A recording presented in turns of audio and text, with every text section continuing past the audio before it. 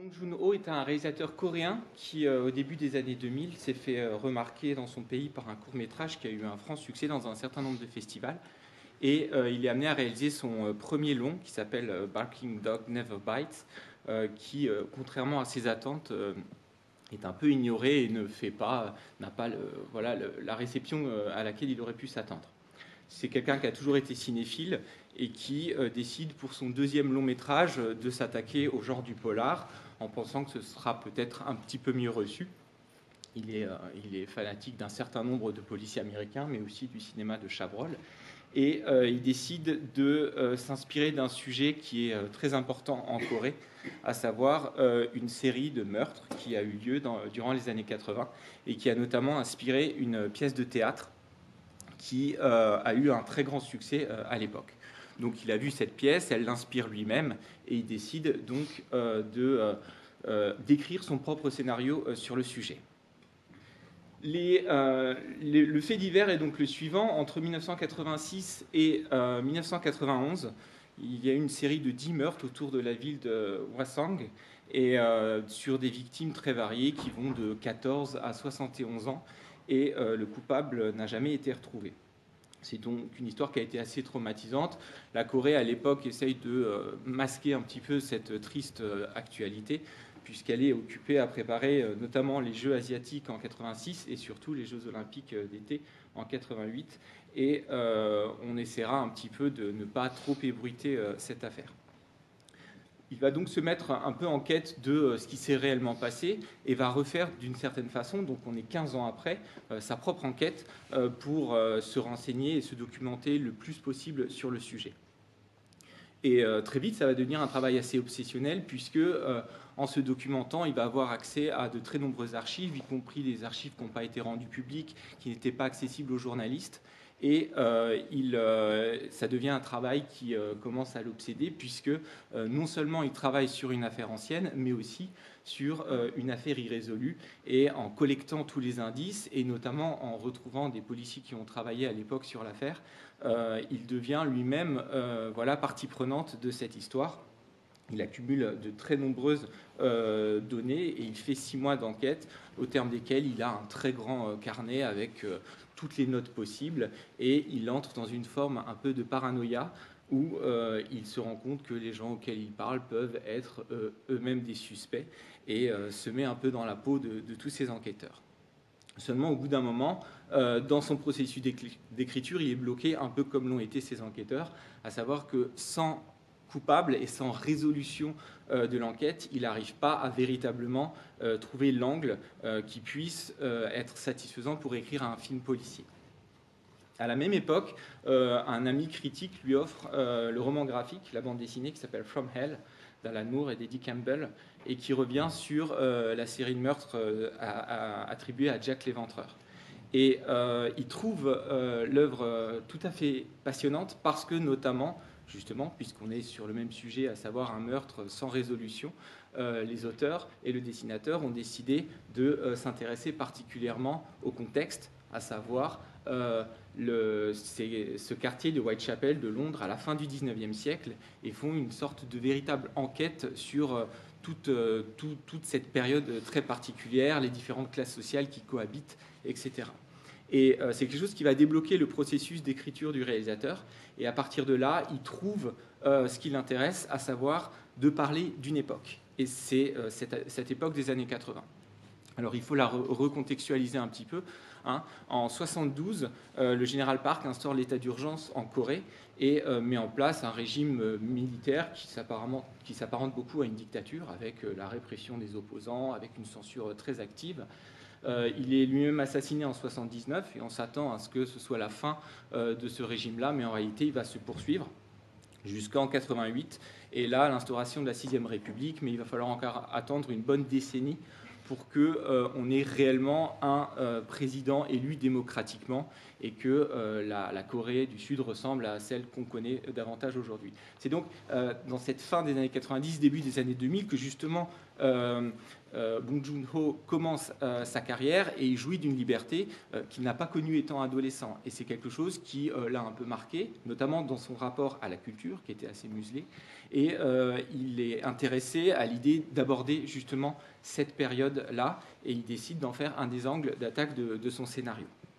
Donc à partir du moment où le scénario est bouclé et qu'il travaille cette question-là, il va mettre en place donc son casting et il va avoir l'opportunité de travailler avec Song Kang-ho, qui est donc l'acteur qui joue Park, hein, le commissaire un petit peu bourru, et qui déjà à l'époque est très connu. Et ça, c'est quelque chose qui va évidemment rendre le projet finançable assez rapidement. Et ils s'entendent très bien avec Bong Joon-ho. Ils vont faire 3 films ensemble. Les méthodes de travail du réalisateur vont tout à fait correspondre à celles du comédien. Il va, sur sa demande, prendre 10 kilos pour ressembler un peu plus à un gros nounours comme il le lui demande. Et pour les autres comédiens, notamment l'acteur qui joue Seo, lui aussi va se plier à des exigences assez particulières, voilà, des exigences fortes de la part du réalisateur, puisque au fur et à mesure du tournage, qui suit à peu près la trame du film, il va cesser un peu de se nourrir et amenuiser un peu son temps de sommeil, de manière à ce que son visage soit de plus en plus marqué par justement l'obsession qui le ronge quant à cette affaire. Le tournage avec les comédiens est un tournage où Bong Joon-ho donne les instructions au départ, mais au fur et à mesure que le tournage avance, il estime que les comédiens ont pu faire connaissance avec leurs personnages et qu'ils vont eux-mêmes pouvoir contribuer à la manière dont ils vont jouer le rôle. Ce qui fait qu'au nombre, c'est un cinéaste qui fait pas mal de prises, notamment sur certains temps qui sont assez longs, et en fonction des prises, les comédiens peuvent tout à fait proposer des répliques, ce qui fait qu'on n'a pas une trame qui est particulièrement figée et que d'une réplique à l'autre, d'une prise à l'autre, le texte n'est pas exactement identique. Et les comédiens vont parfaitement se plier à cet exercice-là, ce qui fait que le réalisateur aura un grand nombre de rushs et il va beaucoup aussi écrire le film au moment du montage par rapport au choix des prises qui sont pour lui les plus satisfaisantes. C'est un tournage qui est long, qui dure 6 mois et dans lequel le réalisateur, bien que ce soit seulement son 2e long métrage, va se permettre d'avoir un certain nombre de défis qu'il va donner à toute son équipe. La première, c'est à ses comédiens, on l'a vu, mais aussi au second rôle, puisqu'il décide, dans un souci de réalisme, de ne pas chorégraphier les scènes de bagarre, ce qui donne une grande vivacité, mais qui évidemment met les acteurs un petit peu en danger.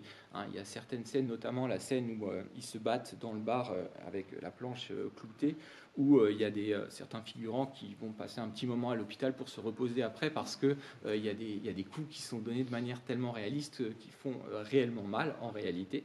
Le deuxième défi, c'est celui qui demande à son ingénieur du son, en lui expliquant que même si on est dans un polar, il souhaite un son qui soit le plus naturaliste et le plus réel possible, et pas le sound design habituel qu'on peut avoir dans les policiers à l'américaine. Donc il va devoir faire un travail très fin sur les différentes atmosphères, que ce soit le bruissement du vent ou toutes les atmosphères industrielles qu'on peut avoir, que ce soit dans la carrière ou dans cette scène où ils vont le chercher avec cette espèce de grande rotative où coule du ciment. Et c'est des éléments sur lesquels il va être très attentif dans le travail du son. L'autre collaborateur avec lequel il va énormément travailler, c'est son chef opérateur. Donc le directeur de la photographie, à qui il explique dès le départ qu'il ne veut pas un rayon de soleil durant tout le film. Il veut la grisaille, il veut des nuages, et quitte à, ce qui est à peu près le contraire de ce qu'on a sur un tournage traditionnel, où on attend justement que la météo soit clémente pour pouvoir tourner, ici c'est exactement l'inverse. Il leur arrive de faire des parties de foot en attendant que vraiment ça se couvre et qu'on n'ait pas de rayon de soleil sur le plateau, parce qu'il y a quand même beaucoup de décors qui sont faits en milieu naturel. Et ça va être un grand défi pour eux d'arriver à obtenir ce temps et cette grisaille-là, y compris dans la scène où ils vont chercher le cadavre de la collégienne, où ils veulent à tout prix qu'il pleuve des cordes. Et le jour où toute la production a réussi à réunir les 200 figurants, qu'il s'agit de payer quand même, Bong Joon-ho et son chef opérateur sont absolument désolés de constater qu'on a un temps absolument magnifique. Et dès 10h du matin, le réalisateur dit à son chef opérateur: bon, on va faire une pause déjeuner pour voir si jamais le temps ne se gâte pas.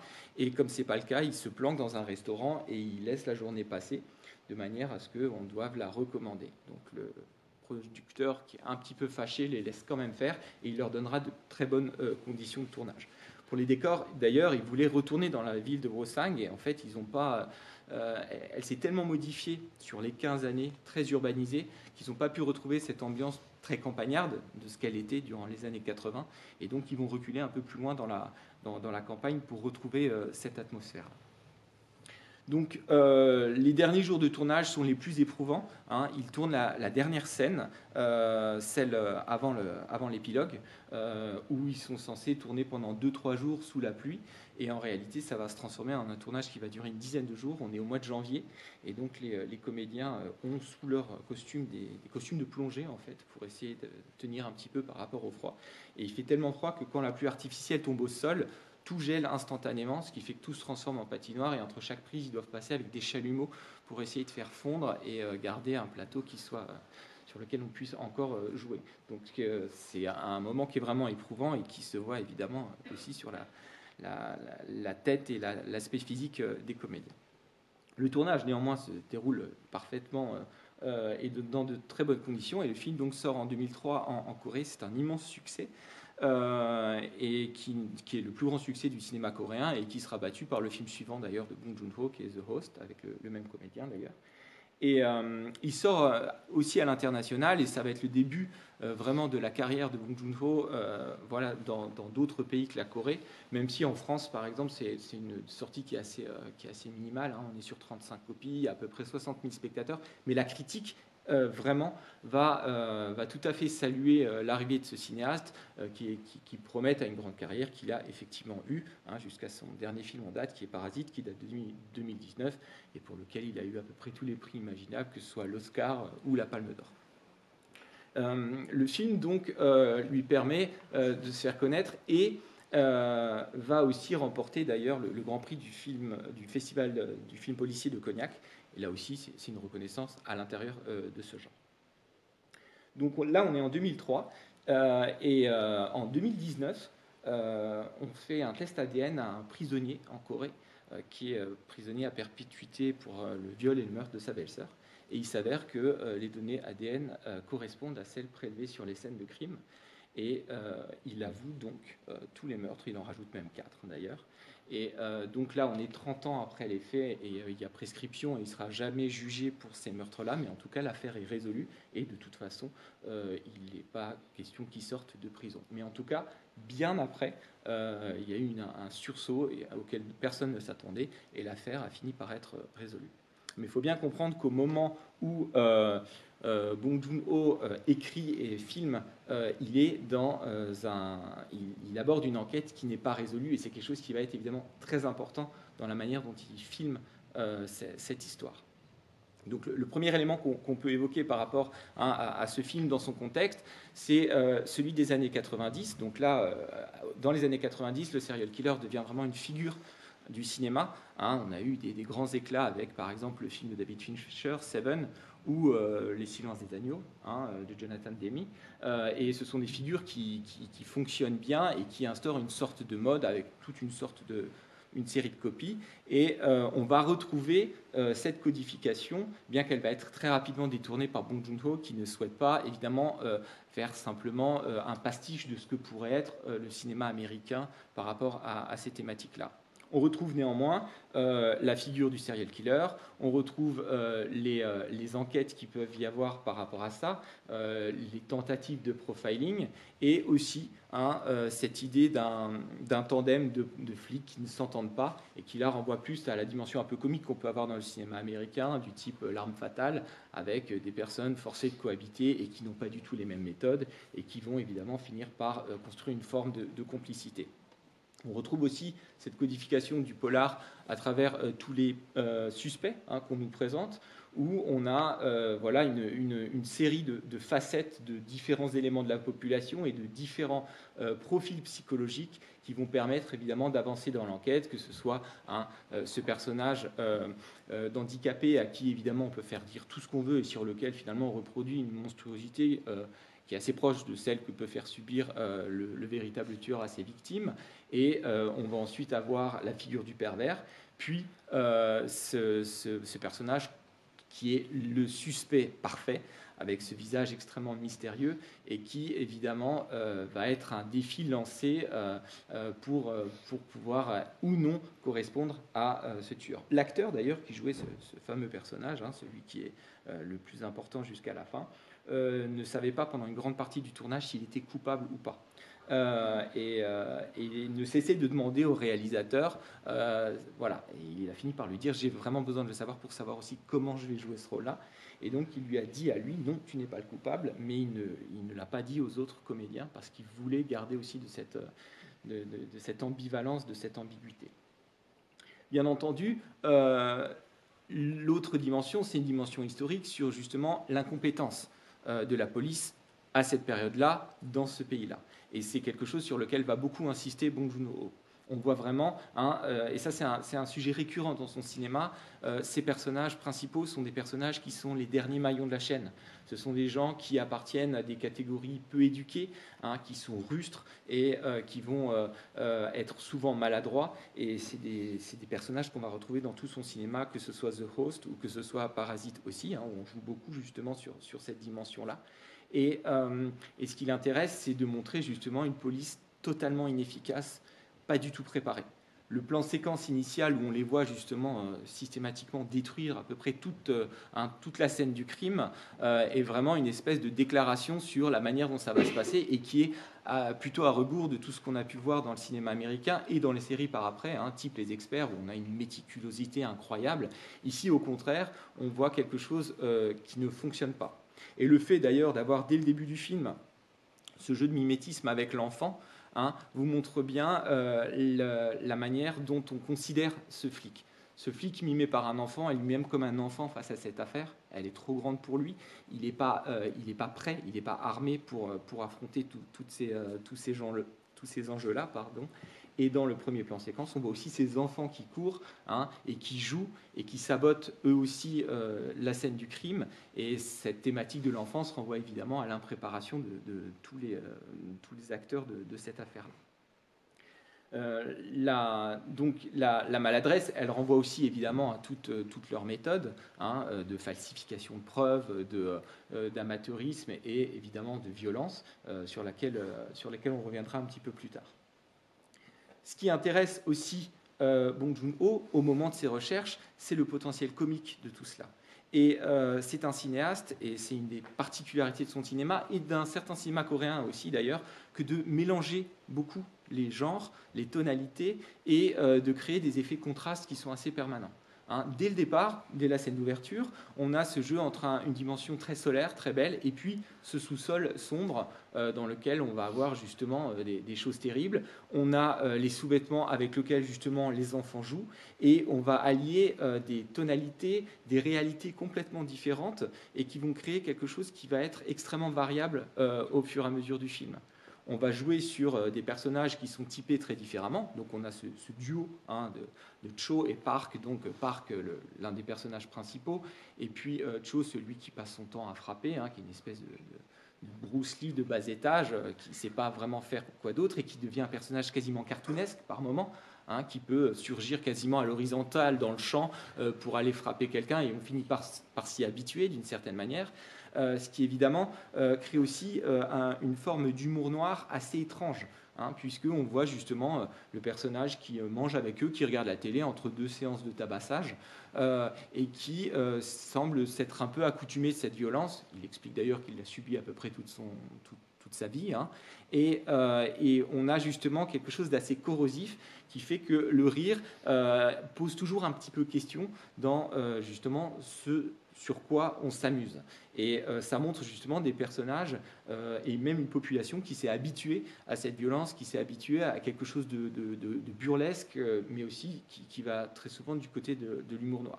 Et de l'autre côté, on a ce personnage donc, de l'inspecteur Seo, qui vient de la ville, qui apparaît un petit peu comme un héros de western. Il surgit de la brume là, et puis il y a cette autre scène où l'autre dit il a la classe quand même avec sa cigarette. Donc lui aussi, il a une certaine figure. Et la première rencontre va être évidemment explosive entre justement ces deux personnages. Alors, ce qu'il faut savoir pour l'anecdote, c'est que cette scène de première rencontre où donc Park prend Seo pour un violeur et va le frapper, est une scène qui a été, un peu comme à l'accoutumée chez Bong Joon-ho, totalement improvisé du point de vue de la gestuelle. Il dit, bon, écoute, t'es sur la butte et puis tu vas le choper. Et donc l'acteur, assez enthousiaste, se dit, tiens, bah, j'ai qu'à... Voilà. Et il arrive à faire ce saut incroyable où il lui percute le thorax. C'était la première prise, c'était le premier jour de tournage. Et c'était la première rencontre entre les deux comédiens. Et le comédien qui joue Séo, évidemment, voilà, a continué à jouer en grand professionnel, mais a quand même été assez surpris de cette prise de contact. Et quand il a vu l'enthousiasme justement entre l'autre comédien et puis Bong Joon-ho, il s'est dit qu'il avait été un petit peu piégé et ça a un peu mal débuté entre eux parce qu'il avait le sentiment qu'on avait prévu ça, alors qu'en réalité c'était réellement une improvisation. Pardon. Donc ce contraste, on le voit aussi dans le rythme du film. On va jouer sur des éléments extrêmement différents. Vous pouvez avoir des courses-poursuites, vous pouvez avoir des moments d'attente. On joue sur aussi certains moments où on a des plans longs, des plans fixes, où la situation s'enlise vraiment et où on voit l'exténuation et le découragement des enquêteurs. Et c'est un rythme aussi qui est assez singulier et qui peut être déstabilisant pour ceux qui seraient habitués justement à des films d'enquête à l'américaine où tout est millimétré. Ici, il va jouer sur certaines dilatations qui sont pensées pour justement nous faire rentrer dans ce découragement et dans ces espèces de sursauts d'une enquête qui en réalité est vouée à ne pas advenir. Et on le retrouve aussi, cette originalité, cette incongruité dans certaines scènes d'intimité. On le voit notamment lorsque Park est avec sa compagne qui lui récure longuement l'oreille, avec cette position un petit peu singulière, position qu'on retrouvera d'ailleurs pour une scène assez étrange aussi, où ils sont tous les deux en train de parler avec la tête sur la table, et qui montre justement la manière dont la complicité des deux avance au départ. Bon, ils sont dans une position plutôt officielle l'un avec l'autre, et cette longue scène où ils parlent, il y a notamment ces contre-plongées, on les voit la tête posée sur la table dans un état un peu d'hébétude, et où il y a encore une nouvelle piste qui est proposée, prolonge ces scènes un petit peu d'intimité assez originales et qui contrastent avec des courses-poursuites un petit peu plus calibrées et formatées par rapport au genre dans lequel le film s'illustre. Et donc, tous ces éléments de contraste, ils se mettent au service d'une enquête, mais d'une enquête dont le centre névralgique est l'opacité et le fait qu'elle n'aboutisse pas. C'est quelque chose qui est très important. Dans le film, on vous montre c'est d'ailleurs la manière dont Bong Joon-ho présente le film à son producteur. Il dit c'est l'histoire de flics qui échouent. Donc il sait que c'est le but pour lui, il ne veut pas résoudre cette affaire, elle est évidemment pour lui irrésolue à l'époque, et ce qui l'intéresse, c'est justement de filmer cet échec-là. On le voit à travers plusieurs éléments. Il y a déjà la couleur, il n'y a pas seulement la grisaille, vous avez aussi remarqué qu'on a une désaturation des couleurs, tout est très, très verdâtre, et on a volontairement atténué toutes ces couleurs, à l'exception évidemment du rouge, pour ce motif-là, de cette idée-là d'une enquête qui s'orienterait vers des indices, et tout ce qui est de l'ordre de la construction aboutit toujours à une espèce de déception. Tout ce qu'on voit justement sur le modus operandi potentiel du tueur est à chaque fois une espèce de fantasme, si vous voulez, une écriture qui ne marche jamais. Quand on crée un leurre, quand on crée la reconstitution, vous avez toujours des éléments qui montrent que, en fait, l'idée de narrativiser par les policiers est toujours inefficace et est largement en deçà de ce que le réel propose, à savoir justement un réel insaisissable. Et ça, on va le trouver dans tout le film, dans la manière dont on va justement filmer aussi des espaces qui sont assez difficiles à définir. On a ces champs très vastes, on a cette ville dont on n'arrive pas véritablement à mesurer la taille. On en voit quelques exemples, mais on ne sait pas exactement quelle est sa dimension. Et ces figures très importantes et récurrentes des trous. Vous avez les éléments souterrains, vous avez la nuit qui est de plus en plus présente, et puis vous avez ces soubassements, ces buses de béton, l'ornière du départ, et puis évidemment ce tunnel extraordinaire à la fin, qui est cette espèce de gigantesque gouffre dans lequel va probablement s'engouffrer le policier qui a basculé du côté de la violence.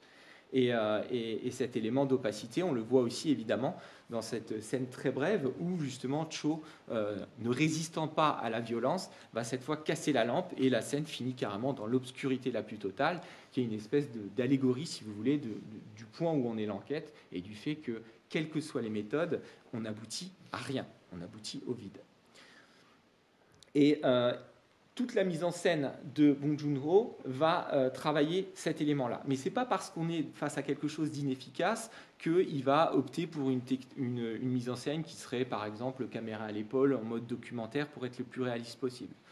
Si vous regardez le plan séquence initial, où ils détruisent tout, c'est quelque chose qui est extrêmement travaillé. Il a nécessité 13 prises d'ailleurs. Et Bong Joon-ho explique que ce qui l'intéresse, c'est de filmer le chaos avec le plus d'élégance possible. Et c'est quelque chose qu'on va retrouver dans toute sa carrière. Si vous avez vu Parasite, il y a exactement la même idée. Hein. Il y a quelque chose de millimétré, de très pensé dans sa mise en scène. Et cet élément-là va expliquer la manière dont il construit ses plans et dont il construit ses séquences. Hein, on a un travail notamment donc, soit sur des plans séquences qui sont extrêmement beaux. Vous avez notamment toute la scène où ils se prennent en photo, vous savez, sur l'escalier, et où on a justement le personnage de Seo qui refuse d'être dans cette mascarade. Et quand il descend l'escalier, subitement, le plan séquence le suit lui pour arriver dans les coulisses et voir justement, lorsqu'il regarde les mains du suspect. De la même façon, il va travailler ses plans fixes de manière extrêmement pertinente. Un parmi d'autres, mais qui est assez visible, c'est la scène où ils sont au karaoké, hein, et vous avez 3 niveaux de narration. Les 2 premiers, le flic de la campagne, le flic de la ville qui s'affrontent au premier plan. Au dernier plan, vous avez le Cho qui est en train de s'amuser avec une hôtesse, et on voit que des pieds qui dépassent, et donc il y a le personnage un peu cartoonesque et grotesque. Et au plan médian, vous avez le chef inspecteur qui, après avoir vomi, remet en place la véritable question morale du propos et le fait qu'il y a une gravité et qu'il faut revenir sur cette affaire. Donc la manière de creuser la profondeur de champ est quelque chose, la composition des cadres est très importante là-dedans. 20 prises pour cette scène dans laquelle Seo doit manger une banane à chaque prise, et d'ailleurs l'acteur dit qu'il n'a plus jamais mangé de banane de sa vie après le tournage. Et si vous regardez la place de Seo dans le film, à l'intérieur de la composition, il est toujours dans un coin, il demande un bureau au coin au début, hein, et dans toutes les premières séquences, ce sont Cho et Park qui sont au premier plan et qui font leur amateurisme habituel, et lui est en observateur, toujours au fond. Et plus on avance dans l'histoire, plus il gagne le premier plan, et Cho finit par être expulsé.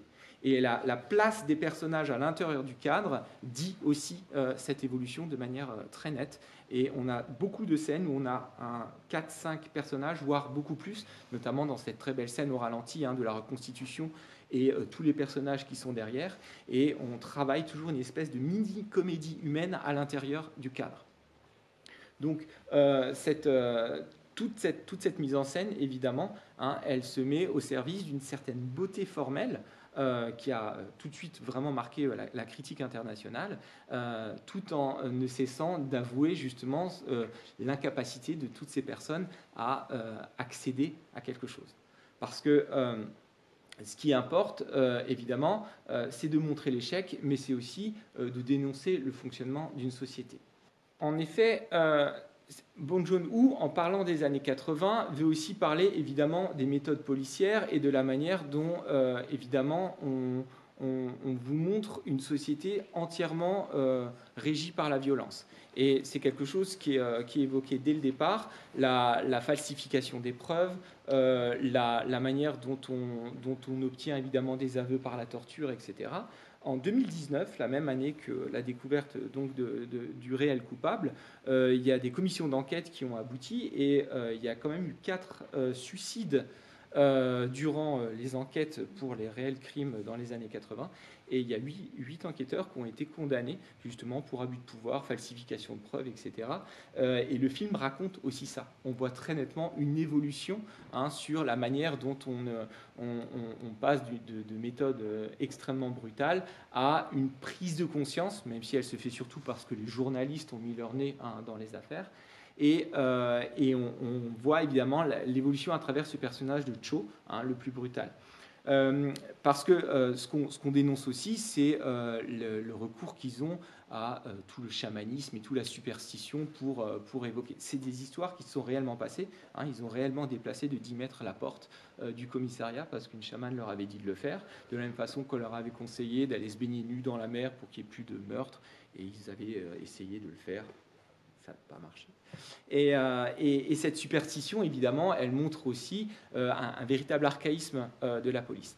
L'espèce d'épouvantail qu'on voit au début, la traduction française est un peu limitée, mais ce qui a écrit en réalité, c'est détourne-toi de cet endroit, reviens d'où tu viens, ou tes membres pourriront. Une menace proférée, et quelque chose qui avait été mis par la police en réalité, pour dissuader le tueur. C'est très intéressant parce que cette menace-là, dans l'état de l'enquête et en 2003, personne n'est inquiété pour les violences policières, mais symboliquement, dans le récit, Bong Joon-ho le fait, puisque ce personnage de Cho, justement, finit par être amputé et, si vous voulez, est puni par là où il a péché d'une certaine façon dans sa brutalité. Et ce fameux petit gant de chaussure qu'on retrouve à la fin et qui est orphelin de celui qui le tenait, montre d'une certaine façon une forme d'évolution quand même possible, malgré le regard très noir qu'on a sur ces méthodes-là. Mais ce regard aussi, c'est celui sur la propagation du mal. Et ça, le réalisateur insiste beaucoup là-dessus. On le voit dans la façon dont, justement, les deux rôles de ce binôme finissent par s'inverser, puisque le flic de la ville, de Séoul, va progressivement se laisser complètement aller à cette violence et veut, à la fin, très clairement, rentrer dans ce gouffre noir et basculer pour pouvoir, en réalité, non pas tuer le coupable, mais tuer l'enquête, cette enquête qui le détruit intérieurement parce qu'il n'arrive pas à la résoudre. Et on voit la manière dont ce train passe, c'est un motif récurrent dans le film à plusieurs reprises, et chaque fois que le train passe, on est dans une scène relativement grave, elle aboutit évidemment au suicide du premier suspect, et ensuite dans le dernier passage, le train passe avec une sorte d'indifférence par rapport à ce qui se joue à côté, et déchiquette cette preuve qui fait qu'on revient à zéro, et on revient au néant à la fin. Et cette propagation du mal, on la voit aussi dans la géographie du film, puisqu'on montre comment ces meurtres touchent des personnes de tous les âges, vont arriver jusque dans des maisons qui se sont volontairement mis à l'écart de la ville, avec cette fameuse femme qui pleure, arrivent jusque dans les écoles, etc., et mettent en place une forme de paranoïa et même des fantasmes morbides, comme dans la figure d'un des suspects, qui a cette perversion et qui est excité dans son imaginaire par justement toute cette horreur-là. Bong Joon-ho explique clairement que le propos chez lui s'est déplacé quand il a voulu contextualiser. Et la question qui l'obsède depuis qu'il fait son enquête au moment où il écrit le film, c'est de savoir comment on n'a pas pu empêcher ces meurtres et comment on n'a pas réussi à sauver les femmes suivantes. Et la réponse pour lui, elle est claire, il le dit, elle est dans l'époque. Alors, pas seulement du fait du manque de moyens techniques, du fait de l'archaïsme de la police ou des violences policières, parce qu'il l'explique, lui, à cause aussi du régime politique dans lequel on se trouve.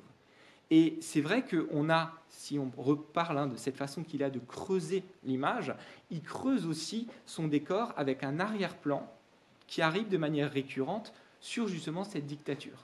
On a quelques mouvements de foule, on a quelques manifestations, et on explique notamment qu'on ne peut pas avoir de policiers supplémentaires parce qu'ils sont occupés à aller réprimer les manifestants, par exemple. Et ça, c'est quelque chose qui est dit de manière assez discrète, mais qui en fait est constant. Et si vous regardez la seule scène qu'on nous montre, où on nous montre le meurtre, donc le terrible meurtre de la collégienne à la fin, c'est une scène dans laquelle il va mettre en place un montage alterné où on voit tous les gens qui obéissent à un exercice il y en avait très nombreux à l'époque, exercices de défense civile dans lequel on les prépare au pire, et notamment à des hypothétiques attaques nord-coréennes. Et donc, à chaque fois, il s'agit de s'isoler. On a les instructions au départ, hein, on s'isole, on ferme les fenêtres, on éteint les lumières, etc.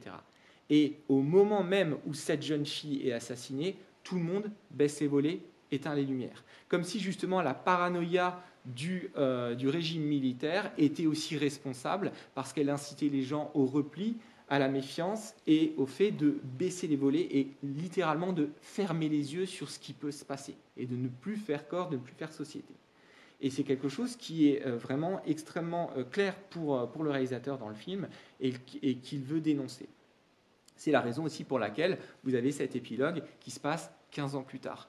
Hein. Le fait de revenir au présent, c'est montrer justement une nouvelle époque qui semble avoir totalement oublié la précédente, puisqu'effectivement, notre personnage de Park est devenu une espèce de représentant, on est dans la société de consommation, hein, avec ces petits cartons écrits en anglais, etc. Et on voit très bien la volonté d'oublier ce passé, qui était devenu de plus en plus pluvieux, de plus en plus nocturne, de plus en plus obscur. On revient au soleil initial, et pourtant, il retourne dans cet endroit qui l'attire magnétiquement et qui est celui justement de cette ornière qui représente le passé, hein, qui est encore là, qui est dans les fondations du pays, si vous voulez, et dans lequel il se sent obligé d'aller de nouveau regarder. Bong Joon-ho disait aussi que son film était un road movie de visage, et c'est vrai que la question du visage, elle est très importante. Il y a toute cette histoire de l'œil du chaman, hein, celui qui serait capable de définir qui est coupable ou non, et puis ces visages qui se marquent progressivement au fur et à mesure de l'enquête, et ces différents visages, dont ce visage parfaitement angélique, hein, du dernier suspect. Et le visage final, c'est celui de cette jeune fille, et de quoi parle-t-elle?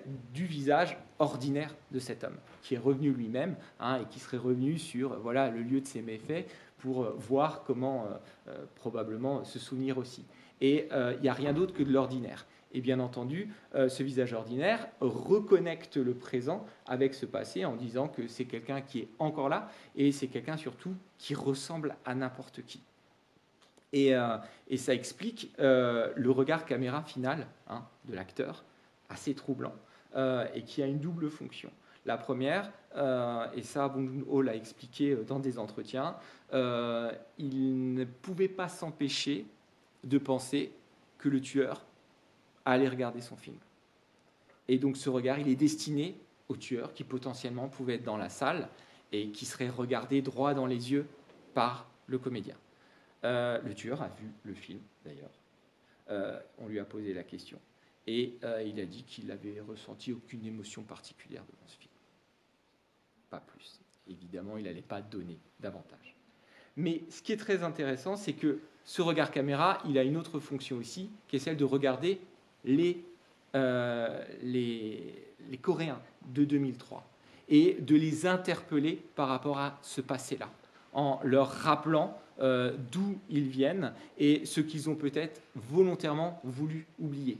Et d'une certaine façon, ce personnage, et le réalisateur avec lui, qui regarde droit dans les yeux les spectateurs de cette époque-là, leur dit, voilà, en contrepoint de ces moments où tous les citoyens de la ville baissaient les volets, éteignaient les lumières et fermaient, baissaient les yeux, eh bien, avec son regard face caméra, il les incite à garder les yeux ouverts sur le passé et sur le présent. Merci de votre attention.